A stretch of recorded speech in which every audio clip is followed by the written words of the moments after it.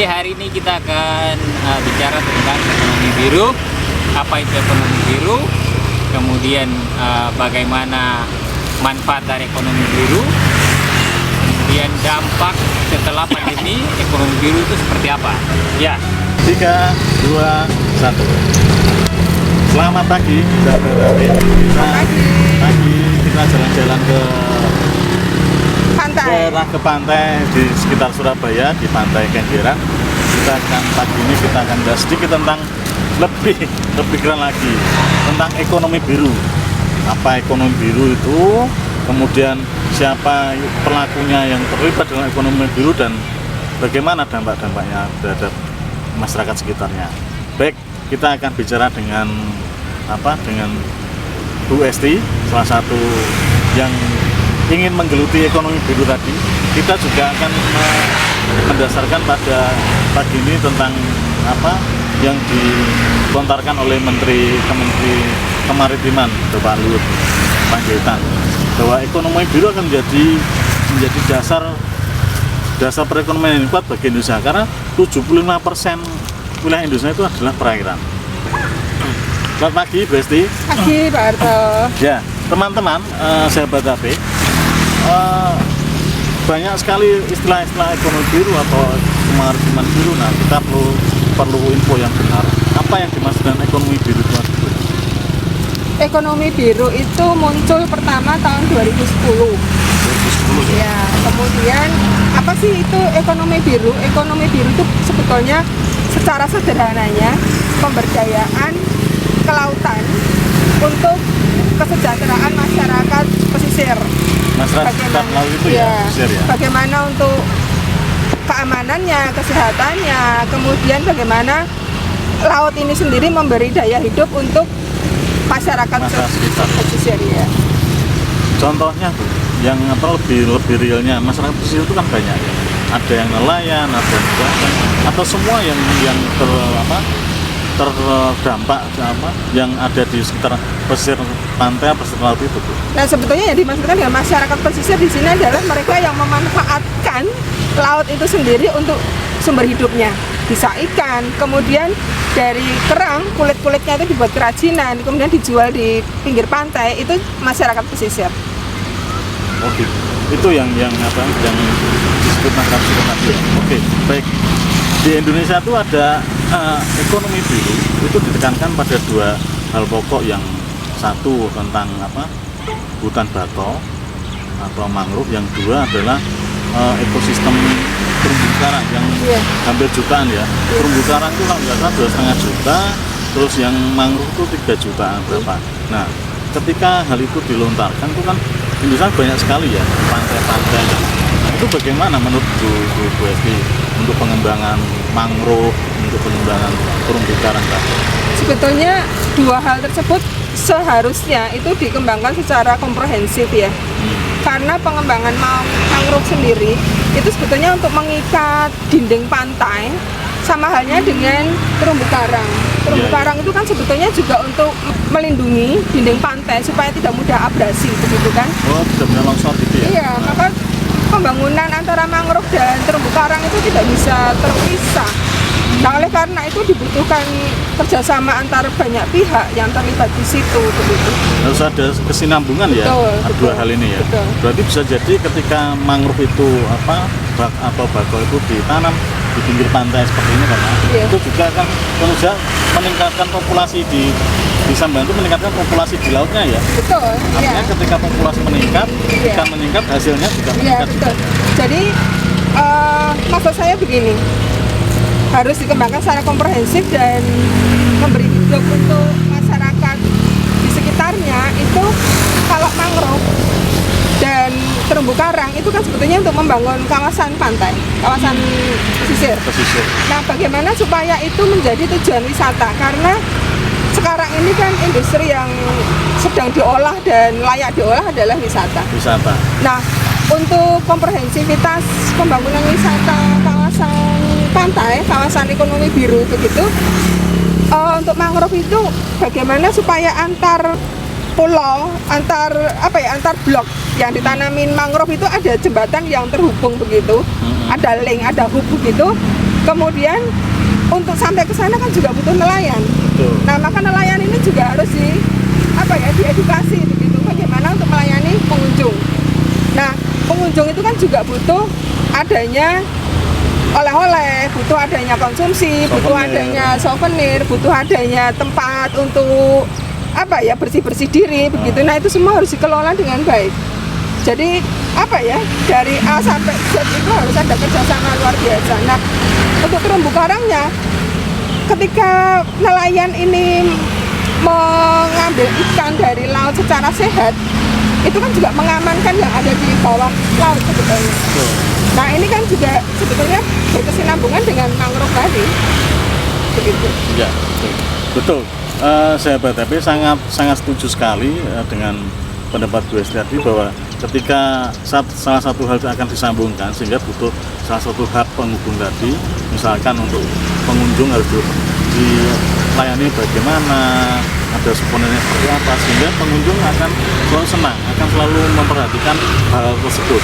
Demikian juga dengan terumbu karang, ketika budidaya tersebut berjalan dengan baik dan mungkin tidak dirusak, itu akan terus menerus, terumbu karang itu akan terus menerus akan hidup, akan berkembang biak, sehingga menjadikan wisata laut itu menjadikan baik.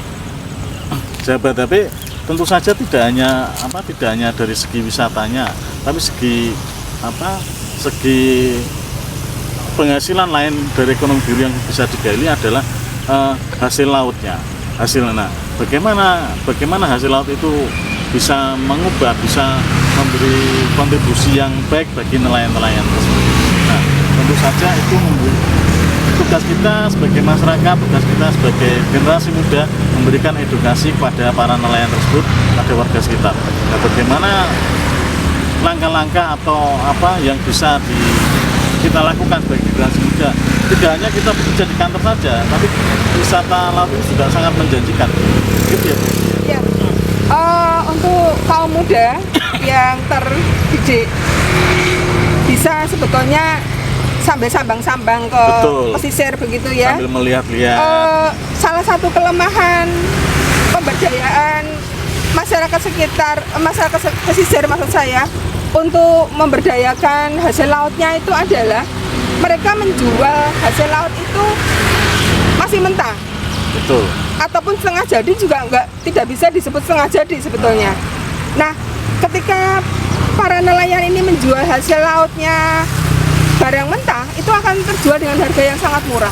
Nah, kalau kaum muda ingin terlibat atau punya niat untuk melibatkan diri dalam pembangunan ekonomi biru ini, bisa datang saja ke kampung pesisir, kemudian tawarkan bagaimana kalau ini diolah lebih lanjut supaya nilai jualnya itu lebih tinggi, dan ini memberi manfaat untuk masyarakat sekitar, masyarakat pesisir, dan juga untuk memberi manfaat pada nilai hidup para kaum muda sekalian. Betul, sangat setuju sekali.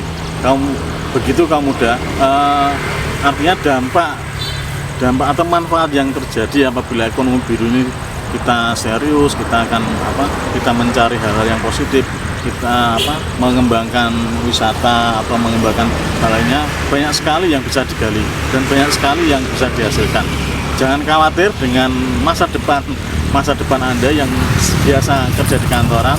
Ekonomi biru Indonesia suatu saat akan menjadi tulang punggung bagi Indonesia, dan itu menjadi tujuan dari Kementerian Kemaritiman Indonesia. Itu ya, Bu ya. Saya ada gagasan gila untuk kaum muda ya. Di belakang kita ini, itu ada perumahan, ada kampung yang menurut saya tidak layak kunjung. Sebetulnya layak kunjung secara ekonomi biru sebagai tempat wisata, tetapi tidak layak kunjung dari segi tata kelola. Nah, kaum muda bisa datang, silahkan untuk bagaimana sih sebaiknya begitu berembung dengan warga setempat. Betul. Nah, selain itu, ini ada tempat yang luar biasa. Ini sebetulnya bisa dimanfaatkan untuk tadi hasil olah yang jadi tadi dengan harga yang lebih tinggi daripada ketika hasil laut ini dijual dalam bahan mentah. Nah, ini ada membawa manfaat untuk masyarakat pesisir dan juga untuk para kawula muda untuk menambahkan tadi saya bilang value of life itu harus ditingkatkan. Jadi ada kebanggaan pada diri sendiri. Nah, selain itu macam-macam macam-macam apa ya, pemberdayaan, pengembangan produk mentah nelayan itu kan kaum muda juga punya banyak gagasan ya. Misalnya tidak hanya ikan P lalu dijual ikan P, lalu juga ikan tuna dijual ikan tuna, begitu kan tidak. Artinya banyak olahan, banyak Iya, kreasi. dan ini butuh kerjasama antar pihak.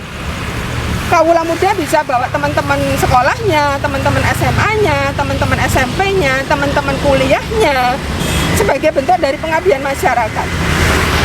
Dan Artinya saya butuh- pikir ini akan membawa manfaat yang luar biasa untuk ekonomi biru tadi dan untuk apa ya, peningkatan daya hidup kita semua setelah masa pandemi ini.